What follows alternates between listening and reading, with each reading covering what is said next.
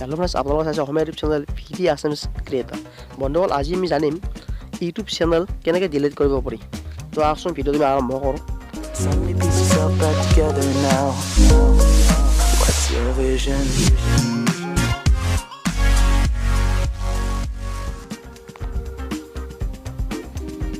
প্ৰথমতে আপোনাৰ ক্ৰম ব্ৰাউজাৰ অ'পেন কৰি লওক। ক্ৰম ব্ৰাউজাৰ অ'পেন কৰাৰ পিছত আপুনি আপোনাৰ ইউটিউব চেনেলটো লগ ইন হৈ লওক। তো লগ ইন হোৱাৰ পিছত আপোনাৰ এনেকৈ মানে পেজ অ'পেন হ'ব। তো আপোনাৰ পেজ অ'পেন হোৱাৰ লগতে আপোনাৰ ইউটিউব চেনেলৰ যিটো চিম্বল চাইডত দেখিছে আপুনি সেইটো ক্লিক কৰক। ক্লিক কৰাৰ পিছত আপুনি দেখিব আপোনাৰ অন হৈ গৈছে। তাৰপিছত আপোনাৰ ইউটিউব চেনেলৰ সেইটো আপোনাৰ ক্ৰিয়েটৰ ষ্টুডিঅ'ৰ কাষতে এটি মানে ছেটিংছৰ অপশ্যন আছে, সেইটো ক্লিক কৰক। তো ছেটিংছৰ অপশ্যনটো ক্লিক কৰাৰ লগে লগে আপুনি যাতে নতুন পেজ অ'পেন হৈ গৈছে। তো পেজটো অ'পেন হোৱাৰ লগে লগে আপুনি তলত দেখিছে এডভান্স ছেটিংছ বুলি এটা অপশ্যন আছে। সেই এডভান্স ছেটিংছটো আপুনি ক্লিক কৰক।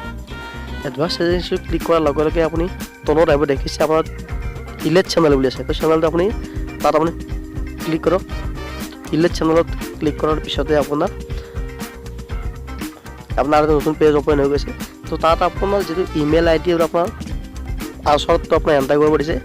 তাত আপোনাৰ ইমেইল আই ডি আৰু পাছৱৰ্ডটো এণ্টাৰ কৰাৰ পিছত আপোনাৰ পাছৱৰ্ড এণ্টাৰ কৰাৰ লগে লগে আপোনাৰ ইউটিউব চেনেলটো ডিলিট হৈ গৈছে, মানে ডিলিট হোৱা নাই। ইয়াত আপোনাৰ সুধিছে আপুনি আপোনাৰ ইউটিউব চেনেল ছাবস্ক্ৰাইবাৰ মানে হাইড কৰি ৰাখিব পাৰে, মানে দেখা কৰি ৰাখিব নে আপুনি চেনেল একেবাৰে মানে ডিলিট কৰি দিব। যদি আপুনি একেবাৰে ডিলিট কৰি দিয়ে তেতিয়া তলত এটা অপশ্যন আছে, এইটো ক্লিক কৰক। এইটো ক্লিক কৰাৰ পিছত আপোনাৰ ডিলিট চেনেল বুলি আছে, ডিলিট চেনেলটো আপোনাৰ ক্লিক কৰক। ক্লিক কৰাৰ পিছত আৰু আপোনাৰ নতুন পেজ অ'পেন হৈ গৈছে।